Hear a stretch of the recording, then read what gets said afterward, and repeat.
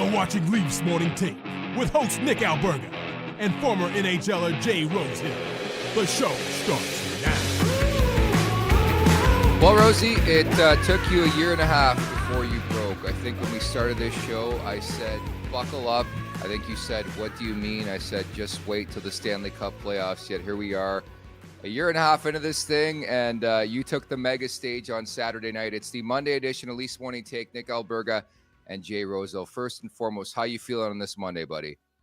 Not as fired as I was, but yeah, I broke after that one, man. I had seen what we needed to see to figure out, to put a statement on what this team is and who they are. I believe that was clear to me after.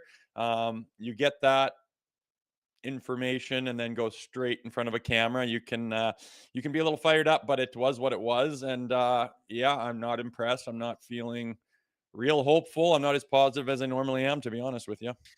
Well, firstly, you spoke from the heart, man. Reading a lot of the comments, which we normally don't do here because there's just scum in the comments. A lot of people agree with you. And I think for once, somebody in this market stood up and spoke from the heart. The other question I had for you, how many glasses of Rouge deep were you by that point?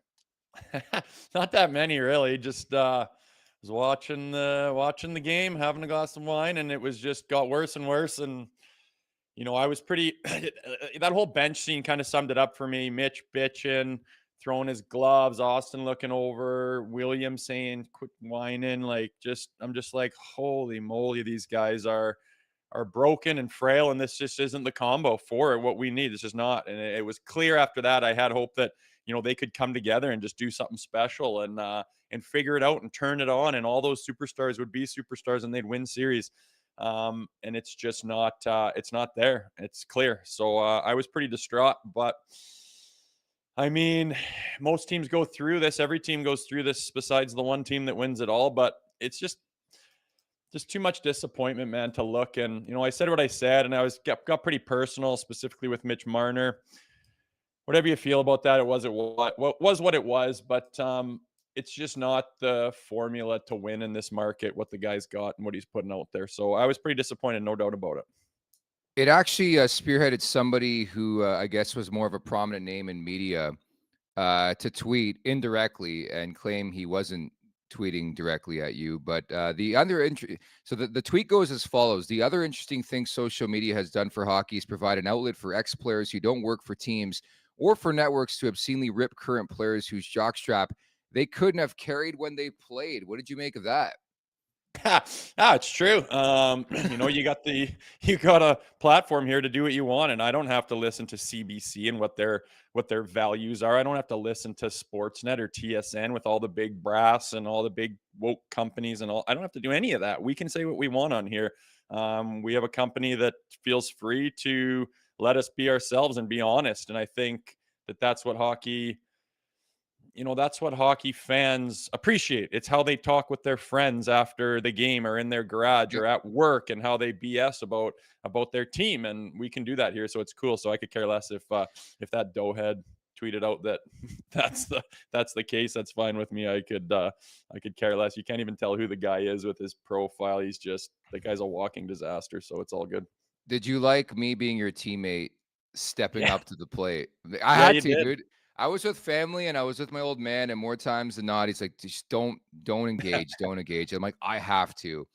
And I had this story, and it's real, by the way. I love that he responded and said, why, like, insinuating that I made it up. Why would I make something up from 2009 about a story from the World Junior where I went up to this guy and pretty much seeking advice in broadcasting. I was 19, and he's pretty much like, get out of here. Like, he just gave me 3 words, get out of here, leave me alone.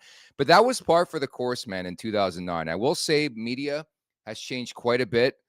A lot of people very, very generous with their time. You see the list of names that come on this show on a daily basis. It's more of a let's help each other out world than it was, say, 15 years ago, where rest assured he wasn't the only guy like that, the only person like that, we should say. So I think it's important to bring that up, and that was always a lasting memory. I always used it as a motivation. I think you handled it well, man. Well, there's so many good people in hockey, so many good people in media, that when you're a bit of a doughhead like that guy just constantly is, you stand out like a sore thumb, and it's just one thing after another with certain people. Where I mean, how many times do you got to see and hear stories about a person just not being a good person before you just put the label on them and say it is what it is? So yeah, I could care less, but you don't get into this space without a little bit of that. I mean, Twitter and Instagram, and like you said, the comment sections and YouTube, and it's the Wild West out there, and people have their opinions. They're allowed to say whatever they want. We certainly have ignited this fire as a human race. There's no doubt about that. But buckle up for the Daily Faceoff Playoff Parlay Challenge. Each game day, answer 4 questions, pick the winning team, guess if points will be over or under, predict the first goal, and choose the highest scoring period. Gift cards will be up for grabs for daily winners, and each round champion will pocket some hard-earned cash. Play today at games.dailyfaceoff.com. I know you were not on the show on Friday. We gave the folks a chance to win a pair of tickets, Rosie, to Game 5 in Boston. Well, I mean, at the time, it was a 2-1 series. Now it's a 3-1 series. Never say never. Boston did squander last season a 3-1 series lead, so there's always that hope here. But we're giving away tickets to Game 5 and ready to announce our winner. Congrats to Brian Bradley from Cape Cod, that area. Brian Bradley says he's going to wear his John Tavares St. Pat's unit to the game here, Game 5 on Tuesday night. Sick giveaway. I like it. Well, enjoy, man. Yeah, that's pretty cool. We got a hold of those and got to give them away. So I hope he has a blast. I hope it's a better game than the last one. But yeah, we'll see. He's gonna wear his St. Pat's to TD Garden. Hey, good for him. I love it. Preaching positivity. There's no doubt about that. So enjoy the game, Brian, and bring some positivity to Leafs Nation. Obviously, backs against the wall right now. Game 5. Trying to stave off elimination. That was Mr. P-Mail Bacon who donated those. Hey, good guy. Yeah. Good guy. Appreciate it. Yeah, that's our guy in the chat. We gave him some praise over the weekend and on Friday. That's just one of the most generous things people have done. We just talked about people who weren't generous in our careers. How about that? Somebody listening and watching, and day one listener, I believe, Mr. P-Mail Bacon, and donates tickets to Game 5 before it was the 3-1 series. So shout out to you. Shout out to Brian Bradley. Enjoy the game. The playoffs are here, and we are ready to bleed blue, Rosie. Nation Gear is ready to gear you up for Toronto's playoff run. Rep your favorite team as they battle for the cup. Shop the exclusive Bleed Blue playoff tee and more, nationgear.ca. That's nationgear.ca. And we're continuing to bleed blue here, right? Oh, yeah. We're passionate. We'll always be. Yeah, it's just a bit of a knock. Obviously, it's not where we want to be. To tie that series up would have been absolutely huge. And it's kind of that loss in a series is kind of a dagger. That going down 3-1, it hurts. And it's a tough road back, and it's a long haul. And I don't know if they can do it. But yeah, we're still bleeding blue. At the Leafs Nation 401 on YouTube, hit the subscribe button, hit that like button. Again, it's at the Leafs Nation 401. Leafs Morning Take, wherever you find your podcasts. And don't forget to check out the LeafsNation.com. Just pumping out content here in the Stanley Cup playoffs. And hopefully that continues all the way through until Game 7 on Saturday night, potentially, if necessary, in Boston. The opening segment is brought to you by Greta Bar YYZ. For a good time, find Greta. Opening weekend was a fantastic success, suffice it is to say. 590 King Street West. Weekly specials, live sports, over 60-plus arcade games. Let the games begin. Go big. Go to Greta Bar YYZ. So you had a chance to say your piece over the weekend, and damn it, you did. Let me start this. I have never been as embarrassed to be a Maple Leafs fan as I was watching that game on Saturday. And this is a guy who has sat through some moments live in living color. People hate it in the chat, Rosie, when I bring up David Ayres, but they lost to a beer league goalie. My brother's a goalie. I was talking about it at dinner. I'm like, the Leafs lost to you pretty much. Like, they put you in net, and they still beat them. So there's been a lot of stories, a lot of situations in this market. I was really, really embarrassed to be a Leafs fan on Saturday, which hurts because this market, I cherish it. I know I'm from Montreal, but I've lived in the area for 30 years. I remember getting my first jersey, a Matt Sundin jersey. Like, there's so many reasons to be passionate about this team. But what I watched there on Saturday was damn embarrassing. It really, really was. And I still feel the same way, 36 hours, where it's like, what did I watch? How many times have we seen that type of performance? Like, it reminded me, Rosie, I don't know if you recall, I think it was Game 3 last year. They were down 2-0 in the series against Florida. Played pretty damn well in the first couple games. and they no-showed for game 3, but it had that feeling, and it's like, I can't watch this anymore. Like, I need change at this point. Yeah, I would have to agree. It was just one of those games for that Leafs fans are familiar with, where you're hoping and come on, and you're trying to convince yourself and others that this is going to happen for these reasons, and they come out and they just leave it all off the ice. They don't show up. They don't bring anything. They didn't, like, no one stepped up. No one was willing. They, like, the game before game 3, they, both of them are losses, but the one was completely different than the other. They had battle, they had grit, they had intensity, like they were playing with passion. And then that last one was just like, you're pinching yourself going, is this really happening? Like don't do this again. Don't do this, you guys. And they do it and then some. And to be bitching at each other on the bench, it's just given up in my mind. And with Austin Matthews, I think he's a guy that's going to be around for a long time. Obviously, you can build a team around him. I don't have as many gripes with him as I do with Mitch Marner, but like, you're good enough to go out and to tie that game up. If you do have that ability. You are that good at scoring goals. And if the game was 2-1 for the Leafs, would he have taken his gear off? Like, he took his shit off and just didn't even come out. He quit. Like, that's a big thing, man. Like, you're like, what do you had some bad chicken and you had a stomach bug, and so you quit. You were good enough to play the first two periods, and then just like, how did you feel taking your stuff off while everyone else is buckling up their helmets to go out for the third, and you're taking your gear off and you're gonna go sit in the shower? Like, Austin, that's a bad look, man. That is such a bad look. You're supposed to be the franchise. And it's game 4 and there's a period left, and yeah, you're down, but your stomach hurt that bad, man? Like, in this market too, and the history, and how hard people want it and can come down on you, and you just took your shit off. It's oh, that was ugly. That's awful. I don't know. I mean, the only thing I can say is you can make up for it by doing something really ridiculously special, but that's a tall ask with how they've been playing and how they've been snake bitten, how they can't score a bloody goal and how they can't do nothing on the power play. And it's it's a bad place to be right now. And I truly believe that we were going to be in a better place because of the little different attitude and DNA that this team had. But there's a reason I went off on Saturday night, because I was furious and I was fuming and I hacked on all of them and I got personal. I didn't care. It was you're that disappointed, and it was. So see what happens here, but they've got themselves in this spot, and there was a lot of bad looks there, man.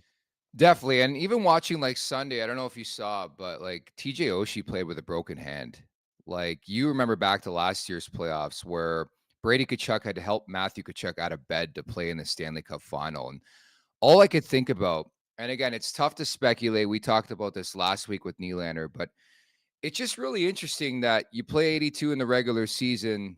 These injuries really don't come up. These sicknesses don't come up. Then it gets to the playoffs, and it's like, I can't go, coach. I can't go. Can't chase 70. Can't chase 41 goals. Can't chase 100 points. Maybe it's just coincidence, but the one word I keep looking back to, man, is culture. Like, you watch Vancouver on Sunday. Any other team would be like, nah, lost their number 1 goalie. We're not doing it this year. This is not our year. What does Vancouver do? Casey DeSmith plays game 3. They get 12 shots on goal. They play defensive hockey. They win the hockey game. Game 4, okay, DeSmith goes down. So they got Artur Shilovs. They're number 3 goalie. It's like any other team. If this is the Leafs, see you later. We're going to go golf. We're going to book our tea time for Wednesday. We're good to go. But no, they bared down. Brock Besser gets a hat trick. They tie it up. They win it in OT. They're up 3-1 in that series against Schenner and company. Culture is the big word. And I think it starts from the top, man.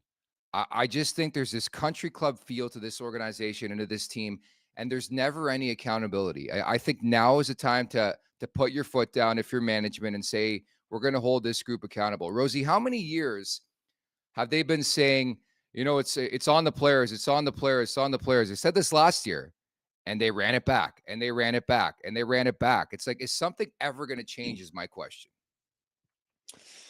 Yeah, it's a character thing, right? Like everyone's waiting and watching and hoping that they'll get some gumption and go out there and just do that. Do one of those performances, like take over, be as good as their potential, and they do the opposite constantly. Like you say, I'm sorry, but this isn't the first time this has happened. This isn't me just being too hard on them, and it's not you giving up on them too quick. It's the same stuff. And I really look back at when they hired Babcock, they knew that, and they wanted to hire a guy that was a little bit no nonsense, that was going to hold them accountable, that knew how to win, right? I understood the process. It turned out that guy was a total dickhead, and nobody knew the extent of it, but completely bad person in that sense, and we all know the story. So he's gone, and it's like, well, that didn't work. So now we got to hire a players coach. So they hire Sheldon Keefe, and the problem in my mind still exists that did when they hired Mike Babcock is you don't have any accountability. Those guys don't have any character to do it themselves, and that's been proven like over and over. It's not really my opinion anymore. It's just what's been proven over and over again. It does need to change. You just listen to Sheldon Keefe's comments, and he's going, absolutely not. Is there any frustration in the room? Oh, I could never question these guys' effort, when I could pull up clip reels of them giving absolutely zero effort in crucial times of playoff games. So like, this guy's not holding them accountable at all. Obviously, in my mind, he's no longer going to coach them. And he's part of the problem, because we're sickeningly watching these games and these performances and are furious after. And then the guys that matter, that are like, that have the ability to hold them accountable and to make change and make a difference on the actual team, is saying the complete opposite things that everyone else is feeling. So we're all scratching our heads going, is this a Twilight Zone here? Are we missing something? Like, how are you praising these guys right now when it's just one bad character performance after another? And they can't run it back. They have to do whatever they can to. And how high does it go? Does it go up to Shanahan and company? Like, It does. it definitely, I mean, you can keep some pieces and there's some stuff that's good, but I truly believe if you can get Marner's stuff off the books, and you can get in a coach that can, get more character out of the group and hold them accountable, I think would change a lot overnight. But definitely need to make some serious changes. And I know it's not over, and I know Boston lost 3-1. Or lost the series being up that last time, but from what I've seen, I mean, I have given them every benefit of the doubt. I have held my breath and said, no, it's good, we're good over and over again, and I'm kind of done doing that right now. If you go win and show me something fantastic, I'll be as excited as anybody, but I'm not rah-rah on them right now. They haven't given me any reason to think they're going to do anything different, so I'm just sitting here in frustration, not really excited for anything special, but stranger things have happened. Well, you know what's going to happen, right? We've covered this team long enough. You know what they're going to do, right? They're going to win game 5 and 6, and then they're going to lose in game 7, because this is what this team does. You know what? So for those of you preparing for the loss tomorrow, it's not coming. I can guarantee you. Well, I don't want to guarantee anything on this show, but it would be the most Leaf-like thing ever to force this to 7, then lose in game 7 again, which they've done 2 to 3 times the last meetings with Boston. They do this a lot. If they get to game 7, man, I will be absolutely impressed. You're back on it, eh? Oh, get me there first and we'll talk. But Yeah. I don't see it. I don't see how they would do that. I don't see how they get it. They're basically fighting, bickering with each other. They're so far away from being a tight, cohesive, like brotherhood type team where they just ride or die together. Look at them just bitching at each other, man. You're supposed to be out there just flying high together, working off each other with chemistry, and it's just so far from that. And even if things aren't going well with the power play, like we've said it a million times, go out there and just bang and crash and get dirty and just try. Like Bertuzzi's good at doing that, He'll just he just kind of goes into zombie mode and just goes crazy in the net front. And he's running in there and banging and crashing and flying around and falling down. And at least you're giving us some effort and some energy and some passion. Not like some of these guys don't have any of it. They just float around and go, oh shit, this sucks. Like bitching, like it's so far away from being a tight unit that's going to do something in the playoffs. And it's frustrating to see because I thought they could find it this year. I really did. I thought they could find some of that, and it's more of the same. So as far as them getting this thing to 7, I would be very, very surprised and impressed. But like you said, there's stranger things have happened. I just don't think it. They proved to me now that there's just no chance they have it on this squad. A lot of people in the chat bringing up the correlation between the Blue Jays and the Maple Leafs. I've actually been saying that for years to friends. I've said this on this show before too. Bo Bichette is Mitch Marner. Until both those guys go, those organizations never going to win shit. I told it to the Blue Jays today, guys. They disagreed with you, whatever. But you could see this like 3 years ago. And I'm not just pinning this on Mitch Marner, but what I saw in a professional hockey game on Saturday was an absolute joke. Like this guy went full, like you strike out in T-ball mode, what 7-year-olds do. And he threw his gloves down because it wasn't working. Like this is insanity to me. This guy makes like 11 sheets a year and he pulled an all-out tantrum and he wants like 14 mil or whatever he wants this year. It's insane to me. And then it's like guarantee he's going to come out and be like, oh, why am I getting all the ridicule? Like he's going to pull his passive bullshit where it's like, you're pulling stuff like that. Like that's embarrassing, man. Like, you know what? I felt watching that game for guys like Matthew Nyes and Joseph Woll and some of the younger guys. I'm like, man, I hope this doesn't ruin these guys and wear off on them because I do believe in those guys. I think they're special. I'm happy as hell Minton's not here and Cowan's not here. Some of the younger guys. Because when you see that from leadership on any team you play on, I don't care if you're 12 or 25, it's a bad look. Never mind the whole Matthews thing. I'm always careful, again, to speculate on what's going on behind the scenes. But, like, to see that from your marquee guy where it's like, and maybe it's a tough comparison, but I look at Florida, I look at Matthew Tkachuk. I want to go through a fucking wall for that guy. You see that shit? Do I want to do anything for Mitch Marner? Like, you saw how Nylander responded, and I put this out on Twitter. I already had respect for Nylander. It went up tenfold after that. Somebody had to call off the baby there. Like, I don't know what that was. I don't know if you felt the same way about it, Rosie. Yeah, and I mean, I went hard and scorched Mitch Marner because I'd had enough. And yeah, I totally agree with you. Like, you talk about yourself like you hold yourself in high regard. I think that you believe that you're a very valuable hockey player. But like he just reeks of a guy that thinks he's too good to have to try hard. Like, you know what I mean? Like a guy like, yeah. I'm above that. Like I'm above having to get my nose dirty and like look at these Tkachuks and these guys that are, like you say, like, help me out of bed, man. Just get my skates on up. I will go to war. Like that's like a hockey player mentality that so many fans love. That's why they love the playoffs. That's why they love some of these, warriors from the past. Why doesn't he see that? Like he can't want to be here anymore, right? Like wouldn't you want to leave this market if you just don't care about it enough? Like you probably, how can I think that you could care about the team when you go out and perform and bitch and whine like that and just play like what's expected of you? Go win in the playoffs, and he's not willing. He's like, no, I'm not gonna go into those corners. I'm gonna pull the shoot. I'm gonna let their guy get the puck first and then fish with my stick all the time. I'm gonna like pull up and then turn it over because I wasn't willing to drive it wide in case someone was coming to hit me. And he made that really nice goal, and that's awesome. But yeah, but it was a 3-0 game. Like that's, people were talking about that, and the pro Marner crowd on Twitter was like, he scored that goal. It's like, yeah, that's what Marner does all the time. It's like 5-0 in the playoffs, and he scores the garbage goal. Like, why don't you score the first goal of the game that way, Rosie? Yeah, 100%. It's just, it wasn't there at all.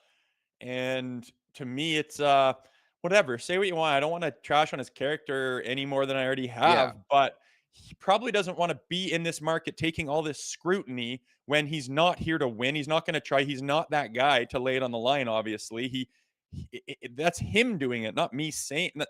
That's not me that made that happen. He went out and we watched him play hockey a whole bunch of times in the playoffs, and he was never willing to try hard. It was clear. So you probably don't care enough to win about this team. You probably don't want to be here. Let's move on with someone so that these Mintons and these Cowans and these guys coming up are gonna have a guy that's leading the way with a better attitude and with a better, like, just with better character, with more try, with more effort, with more heart, like those guys you're talking about that we watch on other teams who are inspiring, and you want to go through a wall for them.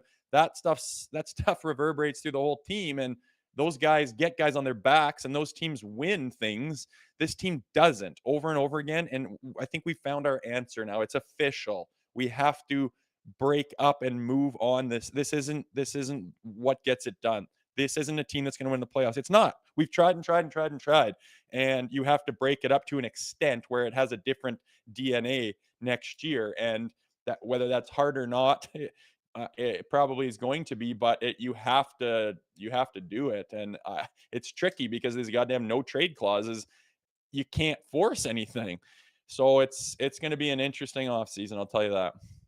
Hashtag culture change. My other big question, where was John Tavares in all of this? Like, I have so many bullets to throw around here. I don't think this is just a Mitch Marner thing. It's a systemic, it's a culture thing. Where was the captain of the Maple Leafs on Saturday, man? Where was he? Yeah, he certainly blended in, didn't he? Yeah, I didn't notice him do anything of value. It's not even that. It's like lead. Like, not even a comment in the media. They come out and they gave the same bullshit. We're friends, kumbaya. Sheldon Keefe's like, nothing's wrong here. I feel like I'm going crazy watching the game. I'm like, are we collectively, Leafs Nation, watching a different hockey game than Sheldon Keefe is, than the players? Like, I know they can't say this stuff in front of the media, but that's another marquee moment where I need the captain to fucking rise up and say something, do something. Nowhere to be found, man. Just on the bench, just chilling. Yeah, I know what you mean. It's it was just uninspiring all the way around. Like, you want someone to do that, right? John Tavares is like he's a big stud superstar guy who's been around for a long time. He's like Mr. like serious and professional and says all the right things. And like, can you rally this team at all? Can you hold the room and close the doors and talk, and can everyone get on the same page as you? Or do you do that, or do you even try that? I don't really know, but it doesn't seem like it. At least it certainly hasn't worked. Like, he just seems just quietly does his, like, he doesn't seem like he did lead the team very much or do anything to affect what was happening on the team. Just everybody just allowed it to happen. Just quietly was just present and allowed it to happen again, and then went and took their gear off, and that was the end of that. And we're down 3-1 against Boston. Like, it was just uninspiring, and yeah, just the same feeling we've had for multiple times, multiple end of the seasons, where you have the same shitty feeling in your stomach. I'm tired of it. I want change. I want to bring change so we can at least not know what to expect if we do some changes and have some hope again. But I was the most hopeful guy there was, but that bench and that game said it all, man. Like, okay, well, there's the rubber stamp on it. It's clear. This team's not winning a Stanley Cup. No. Can't score a goal. They're fighting and bitching and whining and jabbing at each other and quitting and not showing up and quitting early and not playing and not trying and not doing anything of value. Like, sorry guys, this experiment's over. When the going gets tough, they want nothing to do with it. It's plain and simple. That's me not being too harsh. I mean, the proof is in the pudding. Just look at the track record. This is year 6 with John Tavares and the core 4, if you want to call it that. I want to bring up too, I thought the crowd was horned up. They're ready to go on Saturday, man. The first 10 minutes, the crowd showed up. I think the crowd deserves a lot of credit for showing up. Maybe it was the Joe Bowen comments. Maybe it was a Saturday night game. Chance to tie the series. At least they showed up. They wanted to cheer, and the team gave them nothing. And the other thing that pissed me off after the game, all the credit in the world to the Boston Bruins. It's like, yeah, Sheldon, every team you play in the Stanley Cup playoffs should be there, with exception of maybe the Capitals and maybe the Islanders. Like, you're going to play a good team. I'm so tired of the BS excuse where it's always, oh, we ran into a hot goalie or the opponent's really, really good. No, it doesn't work that way. When are you guys going to be the team? When is it going to be Ilya Samsonov who steals the spotlight? When is he going to be that Swayman? When is it going to be, Mitch Marner, who's that Brad Marchand, who's been impeccable in this series? You want to talk about leadership? Hate Brad Marchand all you want. The guy is fucking rising up to the occasion, right? You look at the last 2 games, scoring big goals, making big plays. I got no problem with that. But it's like, when are the Leafs going to be that team and not that team that they play, right? Because that's always the wording after. It's like, oh, well, they're Boston. They have Charlie Coyle and Pavel Zacha up the middle. With the due respect, you want to talk about a team that plays like a team, look no further than the Boston Bruins. Look at Brad Marchand when he scores and hit the body language and the facial expression, the way he's pointing at the guys, like, that's what we do. That's like, he just loves the guys and he just leads and he says, get on my back. Like, there's a small little guy who easily, with a different attitude, could have had only half the career that he's had. But he himself elevated himself to that point by leading. There's a reason he has that C on his chest. When he came into the league, he wasn't primed for that. People didn't know he was going to be that guy. He is that guy over and over again. You can see it on his face. Plays so big and so intense, and the sweat is dripping off the end of his nose. It is just not with our team. And like you say, they almost swoon over them. Like, they insulate themselves and they protect themselves from the media, and they don't want to be, they can't say everything, but you just wonder sometimes, like, do you guys even realize like how much different it looks with other high-end teams? Like you say, like, when is it your turn? When are you guys ever going to do that? Because you're always just kind of hanging on by a thread, as opposed to just plowing through a team saying, look out, we're here, who's next? It's not even close to that. They don't even try to do it. If you try and fail, I can live with that, man. I really can. They're not even trying to do it the right way. They're not even attempting to do it the right way. They just don't even try to do it. They just show up, loop around, kind of be there, and just hope it wins, and then sit there and bitch and say, well, this sucks. It's not easy. And it just reminds me of just an immature kid who's not learned the right lessons yet to become a man or to become an adult. And they just seem so immature, man. And it drives me crazy to have to watch Brad Marchand come onto our ice and play that way so amazingly and so professionally and so in control and so veteran. And we just don't have any of it. It's just tiresome, man. And it's embarrassing. I'm watching the game with other guys that don't follow the Leafs and kind of chirp off on the Leafs. And every one thing that happened, one after another thing, they look over and they're laughing and they get a kick out of it because it's so embarrassing for someone who, puts pride in the Leafs and follows them and believes in them and talks about them. And it's just, you're getting tired of it, man. That was the last thing I wanted, is that game. It was, like you said, just they just got outclassed and outmatched by the Bruins from every angle. And then in their comments, they say they're fine and it's great and everything. And just to tell us that what happened didn't happen. It's pretty tiresome. It's time for change. There's just no doubt. And I know they haven't lost yet. So sorry about that. I'm sorry for people who are still trying to be positive. Good on you. But I'm a little bit past it. Yeah, collectively, it was just a terrible effort. I said this on the pregame show. I just didn't understand the decision to put Nick Robertson on the fourth line. Again, this is not why they lost, but you disrupted the one thing that worked consistently in that series. And it's funny how things work out. Ryan Reeves makes the mistake, leads to that goal.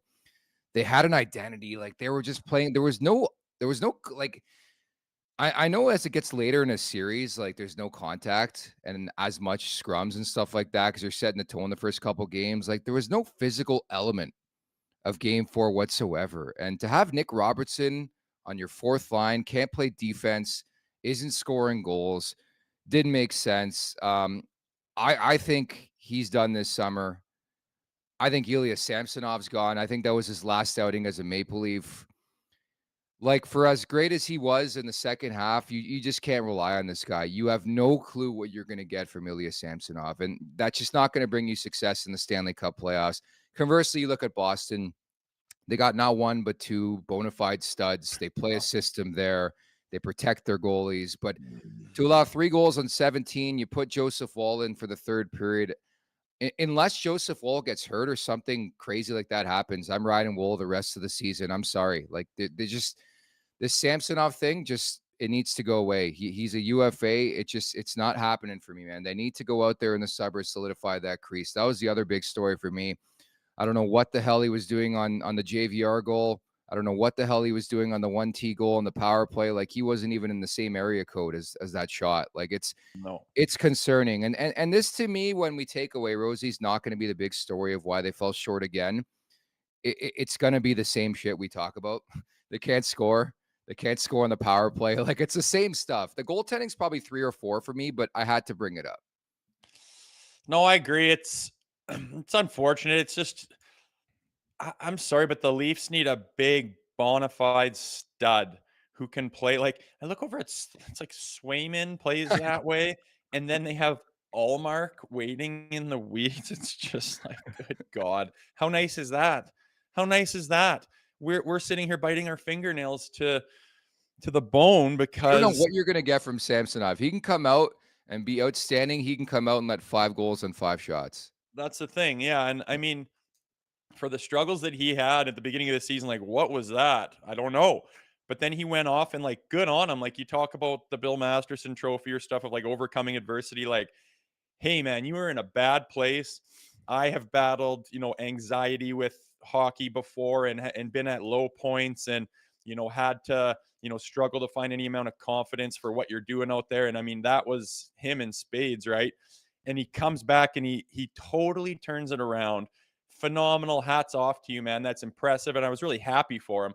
But just at the end of the day, I just don't think he has the pedigree to do what needs to be done. And in this market, I just think that you need that much more pedigree to be able to withstand everything and all the pressures that there are being the Maple Leafs goalie, and then to overcome and be an absolute stud and goalie a team in the playoffs. Be like, how many series get won on pick your team where just a goalie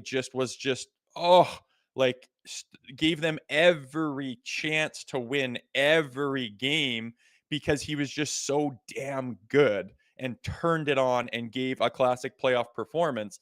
I just don't, it doesn't seem like he's got the pedigree to do that. I hoped that he did. He was close at times, but I agree. I think that, I mean, we can't do this again. We can't put faith in him again and try him next year. You know what I mean? So he's going to be gone. You need an absolute stud back there. And, maybe you can snipe one of those 2 goalies over there. I don't know, but we're just outclassed in the crease in almost every series that we play. Like, Bobrovsky does the big thing. It's always the same thing.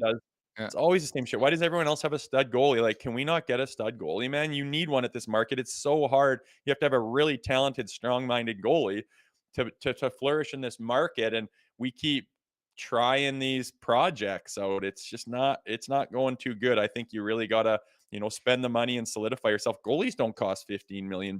Why can't you just go get and there's not a lot available. Timing is big too. So it's tough, tough job, but I'm sure Tree is aware of it and will most likely, unless Samsonov stays in and wins 3 straight and is this absolute hero. Other than that, which is pretty unlikely, that might be the last game we see of him. I think, to me, it's almost more about the system. I don't know if you agree. If you look at some of the upper echelon teams, look at Aiden Hill in Vegas last year, I think it's been profoundly clear for a couple of years they're in need of a new, fresh voice behind the bench, right? We talked about this a lot during the regular season. We were calling for Keefe's head. They didn't do it. I think the writing was on the wall. Again, most Leafs fans are like, yeah, that makes a lot of sense. And again, I should be clear in saying, like, Sheldon Keefe is a really good coach. It's just time to move on. It's time to move on. He's had a lot of success in the regular season here. very similar to Jay Woodcroft. Look what the coaching change has done for Edmonton. They're 1 win away from series number 2 and round 2, and I think that team's going to go far. They're built for the playoffs and all that. I just think I look at the Leafs team and I struggle to know like the system they're playing, who they're playing for, what they're trying to do. I just think he lost the room like a long time ago. Like I'm not talking 3 months ago, Rosie. I'm talking like 2 years ago, and he's still here. Got an extension that hasn't even kicked in yet. It hasn't even kicked in. I didn't No. realize that. Yeah, which doesn't matter. I mean, No, he's a couple gone. $1,000,000 when you're made of billions doesn't matter. And it's just, I know what you mean. It doesn't seem like, to me, it's kind of accountability is the big thing. Like when you hold players accountable and force them to play a certain way, like a system, like you say, after doing that for, you know, a whole season, you can get to the point where you look like the Bruins, where everyone's on the same page because everyone has been, you know, forced to play the same way to buy in, but they haven't been forced to do that by Sheldon Keefe. Like they can go play their dick around hockey any night of the week and nothing really happens. They can go say, I feel like I'm going to be, you know, a little flashy today, and I'm going to kind of, you know, stay to the outside, see if I can make it like just the 6 sauce passes and maybe, you know, spin around somebody and backhand cheese, just kind of trying that. If it doesn't work, who cares? But you can just get away with that all the time, and guys do that. And just like I said, you look at other teams that win, they have just what you said, like this systematic character identity that the Leafs don't have under this regime. They just don't. And I'm not sure what system they're playing. I'm not sure what, you know, a lot of times by the time the playoffs roll around, you have like mottos and mantras that you repeat all the time that you have realized if you all realize certain things together, it'll bring you success. So you have these things and you put them on the back of your shirts and you make signs around the locker room that have these phrases and stuff. I don't know what their phrases would be. I don't know what their motto or their mantra would be because I don't see them like consistently trying to do the same things. They're just all over the place. And you don't know who's going to show up, and then they have the complete ability to just no show. And they've done it now many times in the most critical times of the season. That kind of says it all, doesn't it? Isn't that the proof? It's not like it's already proven that this isn't a formula. So let's try a different one. And it sucks to go back to the drawing board, and it sucks to feel like you wasted time, and it sucks to think here we are again, but that's life. What are you going to do about it? I think, yeah, I'm kind of tired of hearing Keefe say the same stuff over and over again. And I think the players probably are too. He's looked defeated for months too. Like, remember at the end of the year, he's being really choppy with the media and not really giving much. Like, I think the stress is weighing on a lot of people. If you recall earlier in the year, Mitch Marner, his comments to the media and how passive aggressive he was, and the whole comments when he came back from injury, you guys have been hearing what you've been saying, blah, blah, blah. Like, it's getting too big for these guys. Keefe, Marner, they've tried different coaches. I think we're profoundly at a point, and we felt this way last year, Rosie, not to speak for you, where you need change on that roster. I understand you can't change 23 players in one summer, but we're at a point where it's got to be like a core change, where it's like a big time change. And by process of elimination, it's difficult, right? Especially when you re-sign Nylander. Tavares still has 1 year left. He's got a no trade. He isn't going anywhere until next summer. Maybe you re-sign him, maybe you don't. Matthews is re-signed. Riley's got a long-term extension. So how do you do that is the question, right? So that's why Mitch Marner's name is out there. I think there's going to be a very difficult conversation over the next month, 2 months, where it's like, Mitch and his agent, give us 10 teams and we're going to start working here. That's all it needs to be. If they're picking up a phone call, even discussing numbers, I think the wrong people are working here. Yeah, I mean, it makes sense, right? I think that, you know, I don't want to change 23 players if you could. I mean, there's some things that are pretty good about it that you can work with. But yeah, the overall general core and identity of it's not right. And even if everyone had, you know, was free to move around however you wanted to, Mitch would be the guy that I'd like to, you know, exit out of here, go have success elsewhere. I doesn't feel like you're very happy ever. So He's miserable. you may agree, like you'd think he would agree with that. I mean, it's just so hard to have the conversation with a guy with a no trade clause. Like you could say that and he'll say no. And then it's like, oh God, now where are we? And then you're just sitting in a nightmare with this guy, which I just don't think. I think he's got pride and ego, and if he feels like they don't want him there, I'm sure he will say, "Yeah, let's get out of here." There, I have this thing in my contract that gives me the ability to have a say in what in that, right? Which is nice. Obviously, that's why he would get that in his contract. So I could see it happening where he's like, "Yeah," and I mean, you don't even need the whole world back for him, because you're gonna maybe you get some draft picks or this or that or something D-man or something with a goaltender involved, like awesome. But the big thing is you can go out to free agency and other teams and sign more of the pieces that you need with the cap space that he's going to open up. Next season, you're getting 11 million back when John Tavares' monster comes off the books. Now all of a sudden we're cooking, right? Still got Austin Matthews. Lots of money to work with. The cap's going to go up. Like, how many tens of millions of dollars will Tree Living have to work with? It's kind of exciting, right? And there's ways to fix this in a hurry. It's just a matter of doing it and seeing if, like, does Shanahan agree with that? I would love to pick his brain right now and see where he's at. Is he seeing the same things as us? It'll be interesting to see his postseason, presser, which is always, something to watch. But I can't help but think he's not going to say something to the effect of, we need to make some changes around here. This segment is brought to you by Charm Diamond Centers. Get custom ring building delivered in less than 4 weeks with the Charm Masterpiece program and an unbeatable pricing policy. For more information, go to charmdiamondcenters.com. Hello to everybody who's watching for the first time. Welcome to our channel at the Leafs Nation 401. Hit that subscribe button. Hit that like button. We're available in podcast form. Just search Leafs Morning Take. Will pop up. And don't forget to visit theleafsnation.com.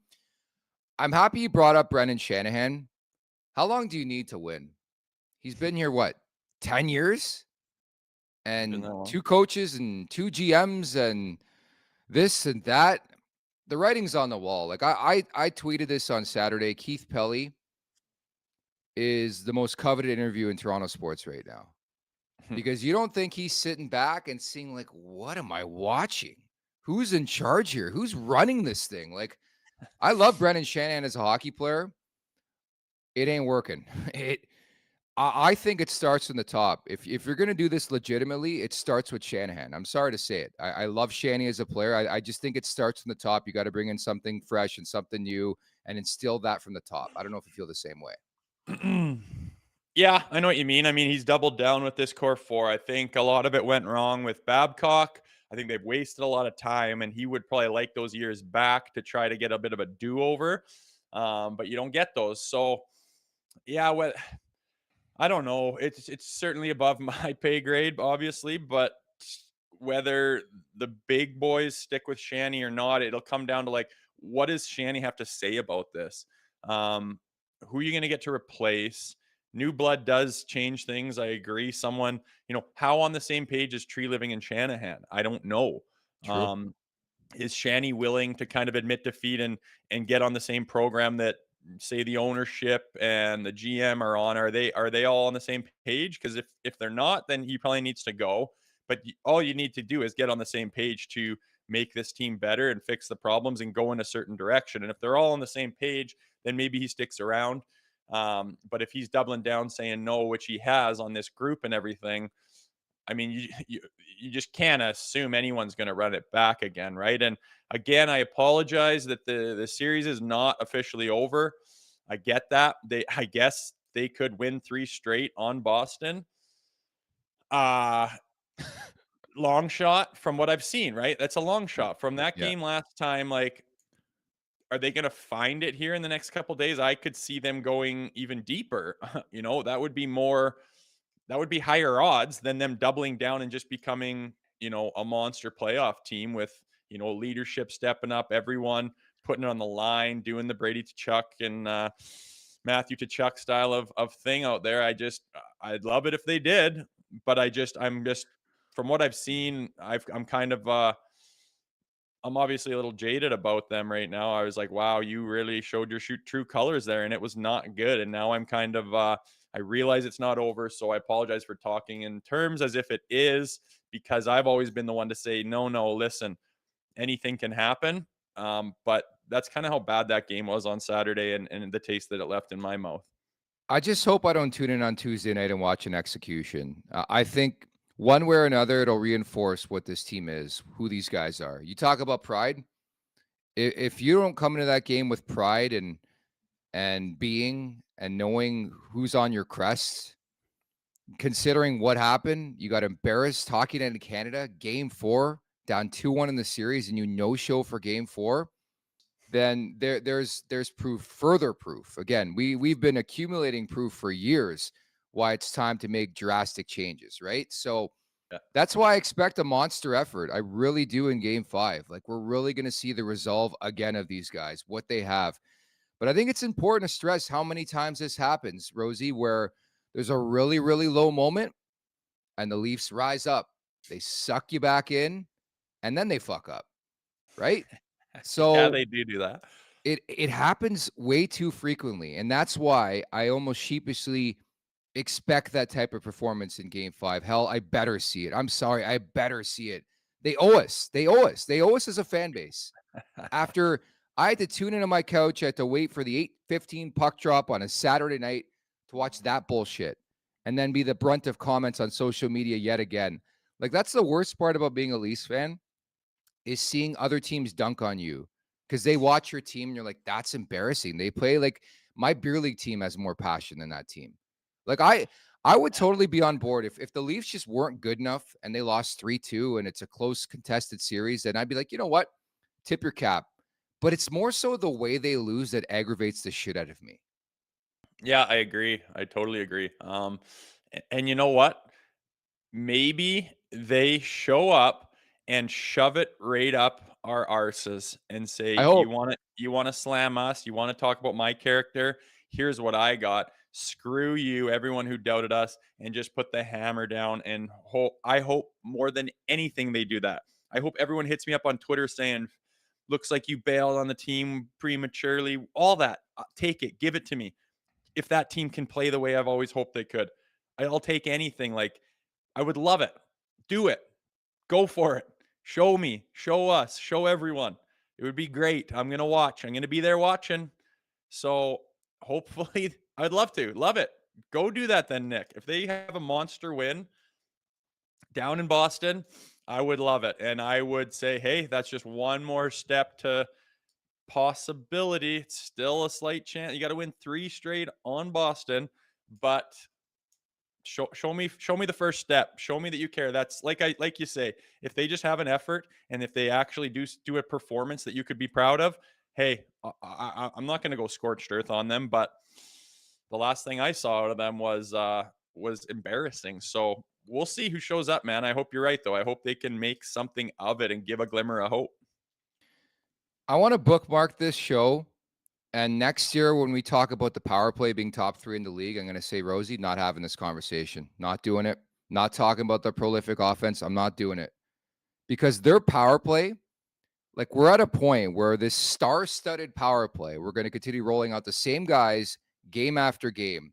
They can't even get a shot off. Like, and it's the same convo every year. So I don't know if it's coaching. I don't know if it's Jim Montgomery's got the playbook on Sheldon Keefe, or these guys are predictable, but it just ain't happening. Of note, too, Austin Matthews not on the ice for practice today. I would say he's questionable for game 5. Who the hell knows what's going on behind the scenes? Like, it's just like a soap opera. Like, my grandma used to watch Days of Our Lives back. Like, this is how it feels. And I would sit there on the couch with her and watch. But it's Samsonov or Wall. I'm going Wall. I don't know where you sit on that. And hell, I'm at a point. Mark Giordano, final swan song, put him in there. I mean, there's nothing worse they can do right now. Yeah, Austin's not on the ice, eh? Nope. Oh God, it is a soap opera, is right. I would go with Wall, see if he can find something. I mean, he's younger, he's got a brighter future with Toronto. I think he has more potential, put him in and see if you can find that thing that we were talking about where you just get a beast performance between the pipes. He's capable of it. That'd be great to see. I think the best chance is to go with him. The power play, man, it's just so funny. Like, for all the trophies and accolades and records and stuff, it's all what they like. And that's why Mitch is going to like ask for 13 million, 14 million dollars or whatever, right? Because he's like, look at all these numbers. I'm really, really good. And it's just so odd that you're like, yeah, but in the playoffs, you're all really, really bad. Like, what you're really, really good at is what you cannot do in the playoffs for some reason. Like, we need you to score all those goals. Like, the problem can't be the power play going 1 for 24 or whatever the hell the number is. That can't be the problem with you guys. I'm sorry. You are that. This is what you are. You can't. What are you if you're not doing that? You're not playing, you guys aren't built to go play like the Florida Panthers. You got to score lots of goals and power play goals. And you got to move it around and be peppering the goalie and out shooting them every time and out chancing. And you got to finish your chances and hook up with sick plays and score all the time. That's what you have to do because that's what kind of players you guys are. It's a super highly offensively skilled team. And you just don't ever score anything in the playoffs. Like, what are the guys' numbers? I don't know, but they certainly aren't light the lamp type of numbers that they've had all season long. And you predicted it, and we've said it. They have trouble scoring the goalie, and it's not the goalie or the defenseman in the playoffs for some reason. Why everyone that doesn't really follow them as close as us say, oh, they don't have the D and they don't have the defense. And it's like, actually, they don't have the ability to score for some unbeknown. It's like such a head scratcher because that's what they're gifted in that department. It's crazy, man. So yeah, total. Yeah. Now Matthews might not play. It just rains, it pours, man. And poor Leafs fans are, they do deserve something here, a run of some kind, something to be proud of. And just, again, this group has kind of proven that it might not be them. The lines at practice, by the way, Connor Dewar's back in, but not as a placeholder, which leads you to believe that maybe Matthews is going to miss Game 5. Bertuzzi, Domi, Marner, Nyes, Tavares, Nylander, Robertson, Holmberg, Yarncroke, Dewar, Camp, Reeves, and the back end, Benoit, McCabe, Riley, Labushkin, Edmondson, Liljegren seems to be back in there for your boy TJ Brody. You talk about guys who just need a fresh start. It's, again, we cover this team on a daily basis. We've had these conversations ad nauseum. How many times we mentioned the phrase it's put up or shut up time. I just think you and I and Leafs Nation, the majority is just fatigued. It's time for change. Like, there's not much more you can say about the situation, considering what transpired on Saturday, where it's like, again, I just don't know how you put forth that type of effort where your back should be against the wall and there should be urgency. There should be desperation. Your crowd's buzzing. It's a Saturday night. You're on nationally in the States and Canada, and you don't show up. You don't show up. And the problem is people are going to keep showing up in that building. So I want to see new players and new coaches. Yeah, I'm on board too. But before we do that, Leafs in 7. We got a game to watch. So we'll see what they put forward. It'll be interesting, man, to see. I mean, they've got excuses now. Well, we don't have Austin and so-and-so's hurt. Like, oh, fuck. Okay, like, just let's see. I just, if they no show again, I mean, it's just obvious, there's not much else to be said, but yeah. Maybe they'll put up a fight. So I'm interested to see. I'll be watching, and expectations aren't as high as they were a week or two ago, but maybe they'll show up and put on a performance. Extra day off. So, of course, Game 5 coming up tomorrow night, Tuesday night. So we're going to be back out with tomorrow just to continue along this road, maybe look forward at the lineup changes for this game, maybe find out a bit more on Austin Matthews. It's time for the last call, brought to you by Bet365. Download the app or visit bet365.ca for the latest odds and find out why it's never ordinary at Bet365. A couple games tonight. The Panthers leading the Lightning 3-1 in that series. Game 5 in Florida. And Dallas and Vegas. The home team is yet to win in that series. My bet will probably be Dallas on the road in Vegas to square that series up. Anything you're looking at? No, I like those. Yeah, I put a little on Dallas there. I think they would get the job done. I like all those stats. Numbers make sense to me, man. It's kind of getting to be a kind of a cool time of the year where part of the playoffs where, things are kind of falling in place and they're taking shape, and, time for some teams to bear down here and actually, take a stranglehold / win a series. So it'll be interesting. Did you see Mikhail Sergachev come back from a gruesome injury 80 days ago over the weekend and Tampa wins? No. Yeah. Oh, he came back. Huh. Interesting. No, I didn't see that before. He's got multiple rings, does not need to play. He can just, whatever, I'll come back next season. No, he's there for the boys. Be nice for it to have those kinds of stories and storylines. Hey, can we get some of that inspiring stuff or no? Down 3-0 to the Florida Panthers, who could go on a very long run, and he comes back, and it was an inspiring effort. It could have been Stamkos's last game at Amalie. Yeah. So thanks a lot for being along with us today. It was like a all-inspiring therapy session. I think we got a lot off our chests, and I think we could just move forward one way or another, whether it's, previewing Game 5 and trying to be optimistic in the fact that you look at what happened last year for Boston in the first round, up 3-1. Bobrovsky comes in, and the Panthers go on all the way to a Stanley Cup final. Or, again, we'll be delivering our yearly eulogy in the first round coming up on Wednesdays. So it's up to these guys, I guess, Rosie. Sure is. Let's see what they got. Another chance. Could be your last chance. Big 72 hours for you. Yes. It's fun. You're the talk of the town on YouTube these days. Really?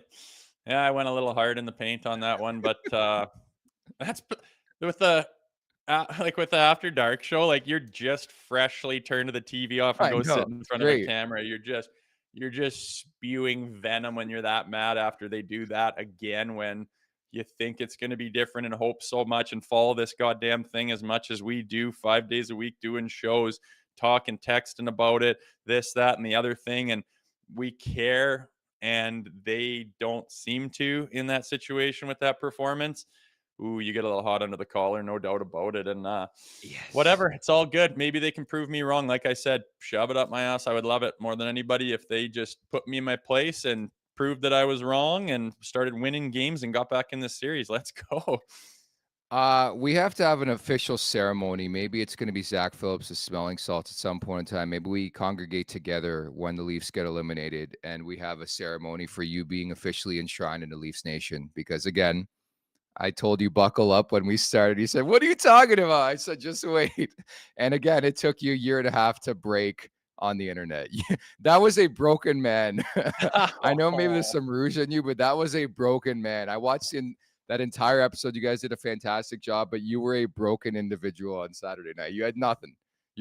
Oh, yeah. Well, there was some venom, and yeah, I don't know. Maybe I shouldn't have got too personal with Mitch, but it just, to me, it's frustrating. I think that jersey and organization and the town and the city and the fans, I think, you need someone wearing that thing who has a ton of pride and has character. And I didn't see any of it. And I was really pissed off about it because that's all you can control and that's all you can ask. And he just, for some reason, just seems like it's beneath him to do that. And I'm like, well, holy smokes, then guess what? I don't want you. So, I said what I said. It was done. But you know what? The sun rose. And like you said, we've got more to do. We're going to go forward no matter what it is. That Mitch Marner video tribute next season is going to hit, like, I don't know. We're going to do a 3-hour episode of Leafs Morning Take for Mitch Marner's return to Scotiabank Arena. That's going to be, he's going to get like 6 points too. He's going to shove it up our ass, but I don't even care. I'm here for it. So again, that's Jay Rosehill. I'm Nick Alberga. Thank you to everybody in the chat. You guys were sensational today and giving us your thoughts at the Leafs Nation 401. Hit the subscribe button. Hit the like button. Leafs Morning Take, wherever you find your podcast, will pop up. Make sure to leave us a 5-star review as well. And don't forget to visit theleafsnation.com for the very latest on all things Toronto Maple Leafs. And thank you to producer Vic. We'll talk tomorrow. Take care. Make sure to check out more of our content right here on the Leafs Nation YouTube page. We got long-form interviews. We got clips. We got epic rants by Jay Rosehill. We simply have it all. And don't forget, you can find out much more at theleafsnation.com. Thanks so much for watching.